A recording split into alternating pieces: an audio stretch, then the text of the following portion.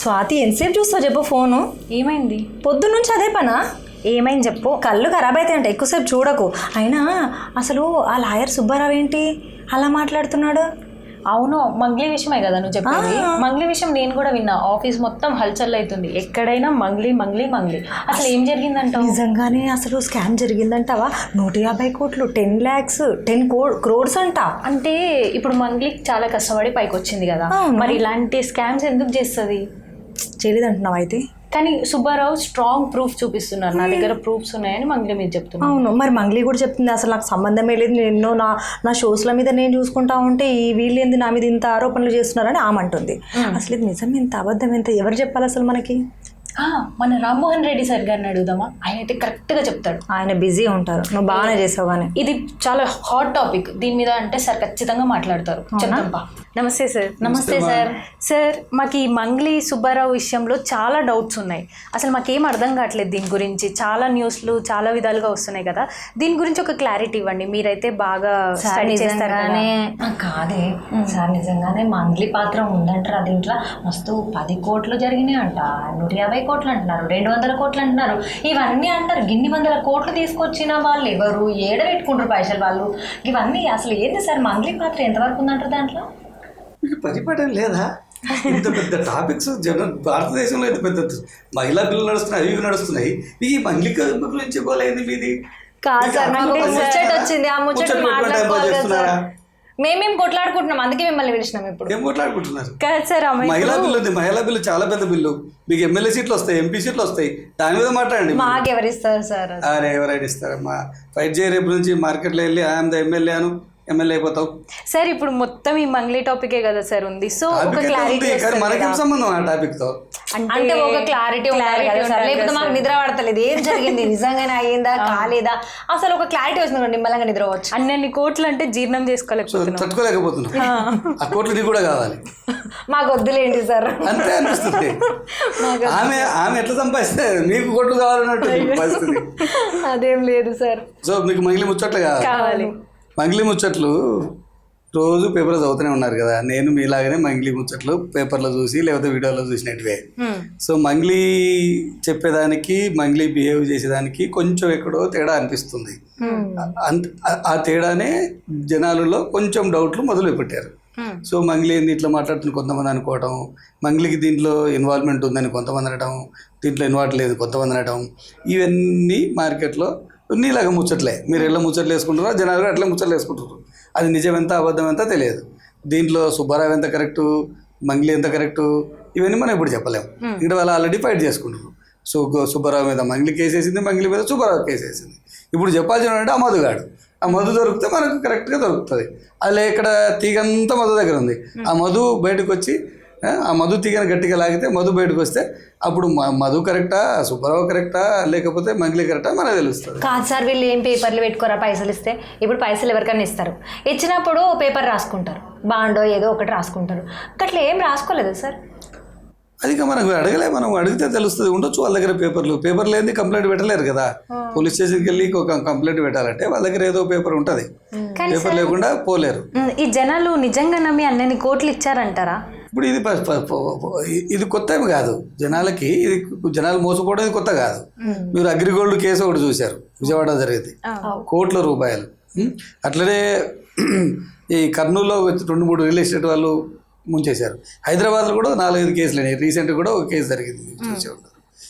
జనాలు మోసపోయే జనాలు ఉన్నంత వరకు మోసగించే జనాలు ఎక్కడైనా ఉంటారు.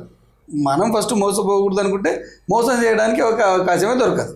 సో మనంతకు మనమే వెళ్ళి ఆడి పర్సనాలిటీ చూసో ఆడి పరపతి చూసో మనమే పైసలు ఇస్తున్నా. ఇక మనం పైసలు ఇచ్చినప్పుడు అట్లా మోసం చేయడు కాదు సార్. ఇప్పుడు ఎవరైనా సరే పేపర్లు పెట్టుకుంటారు, అది చేస్తారు, ఓకే. ఇప్పుడు మీ పేరు చెప్పారు అనుకోండి, నాకు మీ పేరు చెప్తే ఎవరో వచ్చి పేరు చెప్తే నేను ఎట్లా నమ్ముతా సార్? మిమ్మల్ని చూడాలి, మీరెవరో తెలుసుకోవాలి. నా మీ ముఖం చూసినాక నా పలానా ఆయన నావు, ఆ సార్ మంచి వ్యక్తి, ఈయనకి ఇస్తే పైసలు ఎక్కడ పోవు అనేది ఒక నమ్మకం ఉంటుంది. మరి అట్లా ఏం చేయనప్పుడు మంగ్లీ ముఖం చూసి ఇచ్చిండ్రా ఇయ్యలేదా ఎటు అర్థమైతే లేదు సార్. ముచ్చట నువ్వు నేను చెప్తే వాడు నమ్మడు, చెప్పేవాడు చెప్తే కరెక్ట్ నమ్ముతారు. చెప్పేవాడు అట ఇట చెప్పాడు.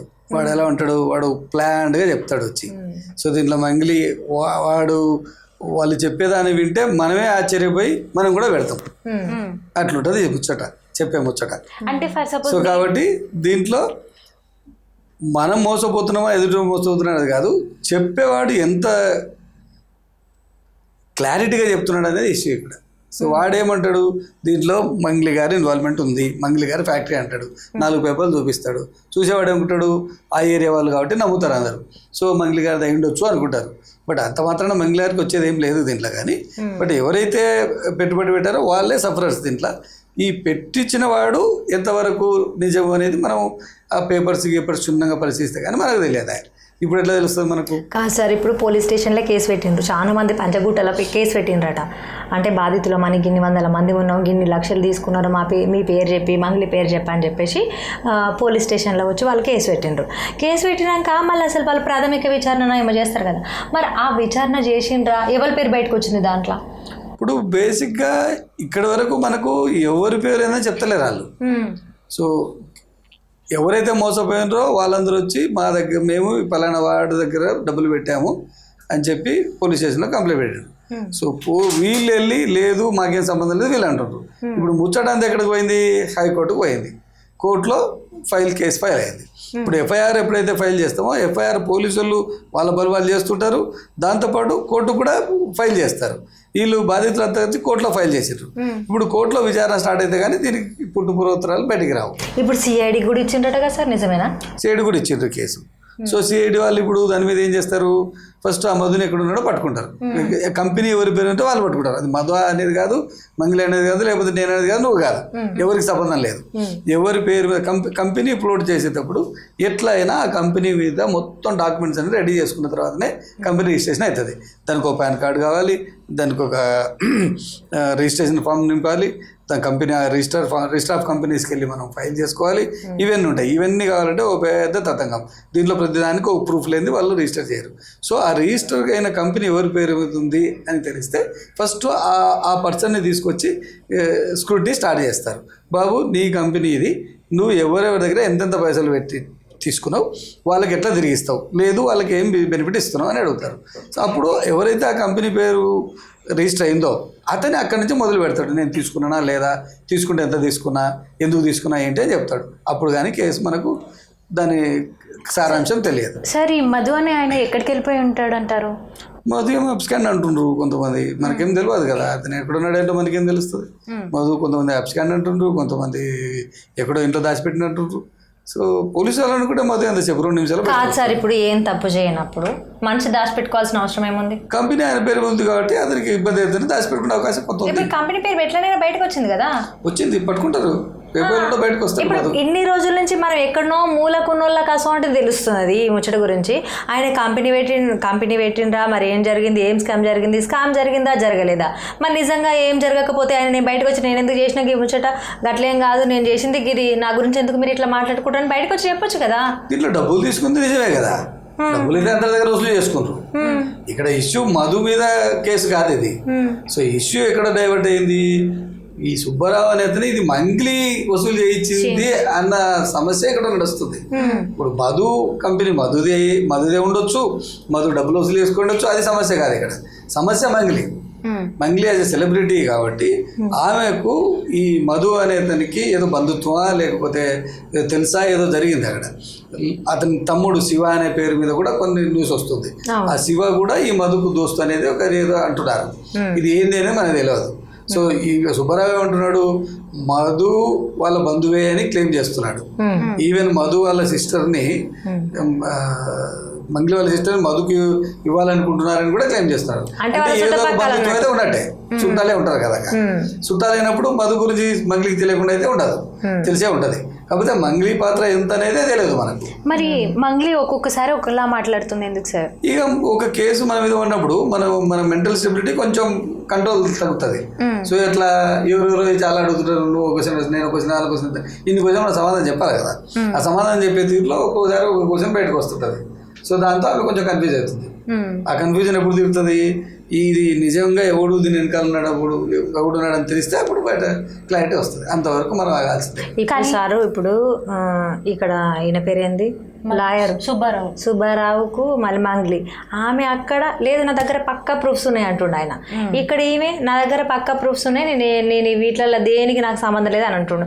నిజంగా మరి ఆయన అబద్ధం చెప్తుండా ఈమె అబద్ధం చెప్తుందా? మీకు ఎట్లా అనిపిస్తుంది? ఇప్పుడు అబద్ధం ఎవరు చేస్తున్నారు అనేది కొంచెం క్లియర్గా చూస్తే సుబ్బారావు దగ్గర ప్రూఫ్ లేకుండా అయితే ఒక సెలబ్రిటీ మీద కేసు వేయలేడు. కేసు వేయాలంటే కొంచెం రిస్కీ, అది ప్రూఫ్ లేకుండా కేసు వేస్తే సుబ్బారావుకి చాలా ప్రాబ్లం వచ్చే అవకాశం ఉంటుంది. సుబ్బారావు దగ్గర ఎంతో కొంత ప్రూఫ్ ఉంది. అతనేమంటాడు, ప్రూఫే కాదు నాతో పాటు 200 మంది పోలీస్ స్టేషన్కి వచ్చినారు అంటున్నాడు. సో 200 మంది పోలీస్ స్టేషన్కి వచ్చినప్పుడు అది దట్స్ ఇట్ సెల్ఫ్ ప్రూఫ్. ఇక మంగ్లీ నాకు సంబంధం లేదన్నా మంగ్లీ ప్రూవ్ చేసుకోవాలి.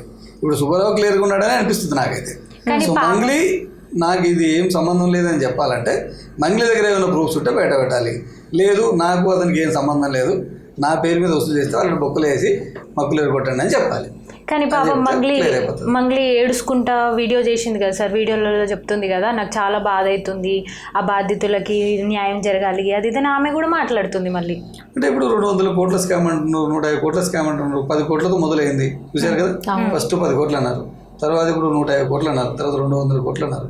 200 కోట్ల స్కామ్లో పొరపాటున వీళ్ళ ఇన్వాల్వ్మెంట్ ఏమైనా ఉంటే ఎంత పెద్ద కేసు ఎత్తుతుంది?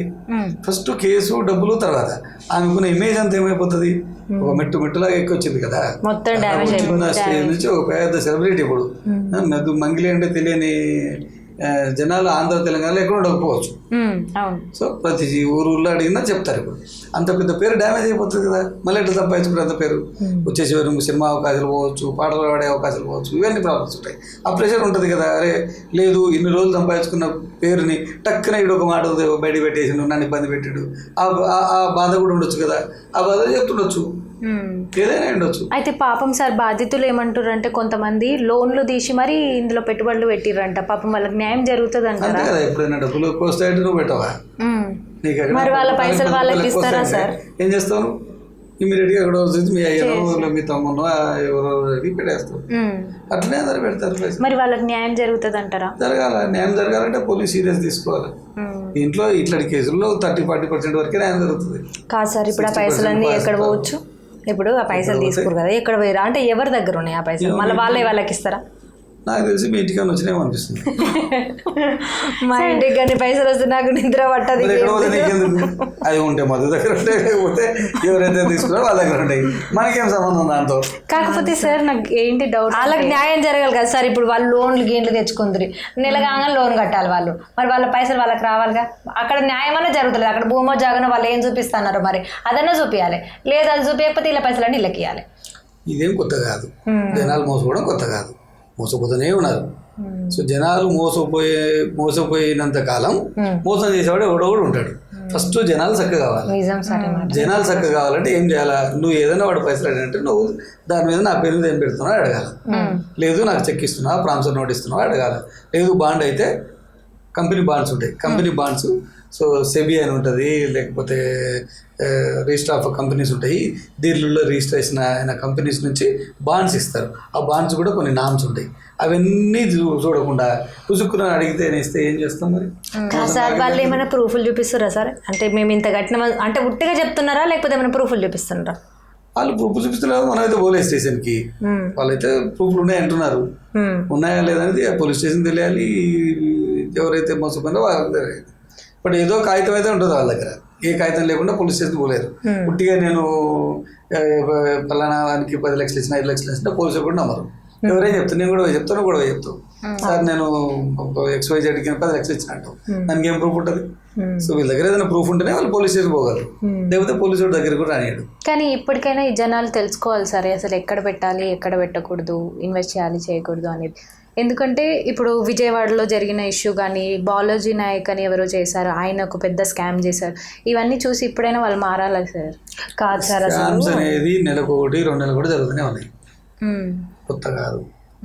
ఈ స్కామ్స్ అదే ఇందాక చెప్పినట్టు మోసపోయే వాళ్ళు ఉన్నంత వరకు మోసం చేసేవాడు ఎక్కడో చోట ఉంటాడు. సో మనం మోసపోకుండా ఉండడానికి ఏం చేయాలనేది సీరియస్గా మనం ఆలోచించాలి. మరి ఇప్పుడు రేపు వీళ్ళు ప్రాథమిక విచారణ జరిగి పోలీసు వాళ్ళు కానీ సిఐడి కూడా అప్పగించింది అన్నారు.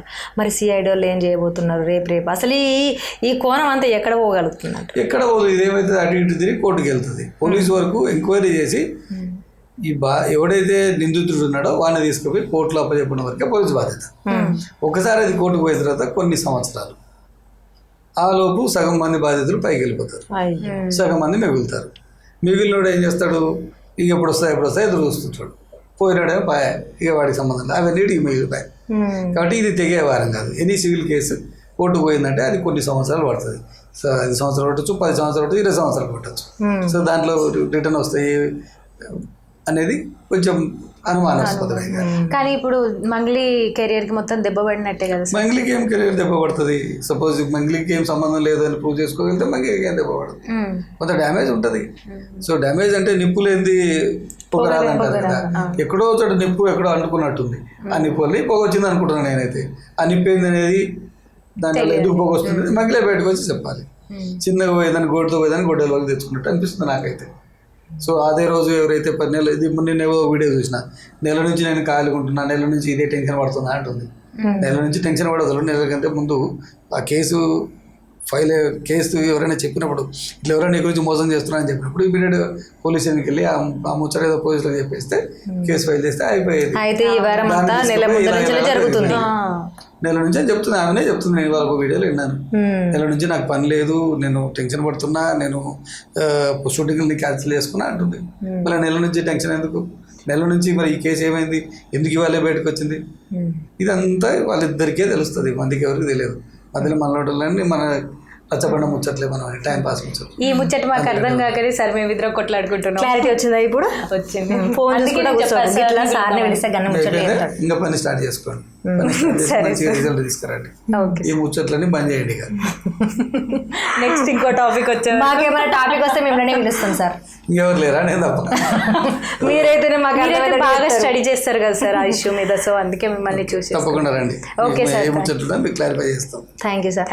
చూసిండ్రు కదా, నువ్వు ఎవరిని పడితే వాళ్ళని అస్సలు నమ్మకుండ్రు. ఎందుకంటే స్కాములు స్కీములు ఏమేమో జరిగిపోతున్నాయి. కాబట్టి అసలు మంగ్లీ విషయం చూసిండ్రు కదా, ఇక్కడ సుబ్బారావు నేనే రైట్ అంటున్నాడు, ఇక్కడనే మంగ్లీ నేనే రైట్ అంటున్నాడు. ఇక అక్కడ బాధితులేమో అక్కడ బాధపడుతున్నారు. అసలు వాళ్ళకి డబ్బులు ఎప్పుడు వస్తాయో ఏమో, ఏం కథనో, అసలు ఈఎంఐలు తెచ్చుకున్నారట, ఏమేమోనట, అవన్నీ బాధనే ఉన్నది. కాబట్టి మీరు కూడా అసలు ఏది నమ్మకుండ్రి, చూసుకొని పైసలు కట్టే విషయం. కాబట్టి రూపాయి ఉత్తగానే రాదు, మస్తు కష్టపడితేనే పైసలు వస్తాయి. కాబట్టి ఖచ్చితంగా మీరు జాగ్రత్తగా 10 రూపాయలు ఏదైనా ఇన్వెస్ట్మెంట్ పెట్టాలంటే కొంచెం ఆలోచన చేయండి.